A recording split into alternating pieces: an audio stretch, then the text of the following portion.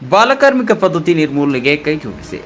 ಬೆಳಗಾವಿ ಜಿಲ್ಲೆಯ ರಾಮದುರ್ಗ ಪಟ್ಟಣದಲ್ಲಿ ತಾಲೂಕು ಕಾನೂನು ಸೇವಾ ಸಮಿತಿ ರಾಮದುರ್ಗ, ಕರ್ನಾಟಕ ರಾಜ್ಯ ಕಾನೂನು ಸೇವಾ ಪ್ರಾಧಿಕಾರ, ಜಿಲ್ಲಾ ಕಾನೂನು ಸೇವಾ ಪ್ರಾಧಿಕಾರ ರಾಮದುರ್ಗ ಹಾಗೂ ನ್ಯಾಯವಾದಿಗಳ ಸಂಘ, ರಾಮದುರ್ಗದ ಕಾರ್ಮಿಕ ಇಲಾಖೆ ಮತ್ತು ಕರ್ನಾಟಕ ರಾಜ್ಯ ಇಂದಿರಾ ಗಾಂಧಿ ಕಟ್ಟಡ ಕಾರ್ಮಿಕರ ಸಂಘ ರಾಮದುರ್ಗ ಹಾಗೂ ವಿವಿಧ ಇಲಾಖೆಯ ಸಹಯೋಗದಲ್ಲಿ ಹಮ್ಮಿಕೊಂಡಿದ್ದ ವಿಶ್ವ ಬಾಲಕಾರ್ಮಿಕ ಪದ್ಧತಿ ವಿರೋಧಿ ದಿನಾಚರಣೆಯ ಕಾರ್ಯಕ್ರಮವನ್ನು ಸಹಾಯಕ ಸರ್ಕಾರಿ ಅಭಿಯೋಜಕರು ಮತ್ತು ಕಾರ್ಯನಿರತ ಕಾರ್ಯದರ್ಶಿ ತಾಲೂಕು ಕಾನೂನು ಸೇವಾ ಸಮಿತಿಯ ಡಿಎಂ ನದಾಫ್ ಅವರು ಸಸಿಗೆ ನೀರುಣಿಸುವುದರ ಮೂಲಕ ಕಾರ್ಯಕ್ರಮವನ್ನು ಉದ್ಘಾಟಿಸಿ ಮಾತನಾಡಿದರು. ಬಾಲಕಾರ್ಮಿಕರನ್ನು ದುಡಿಸಿಕೊಳ್ಳುವ ಮಾಲೀಕರ ವಿರುದ್ಧ ಕಠಿಣ ಕ್ರಮ ಕೈಗೊಳ್ಳಲಾಗುವುದು.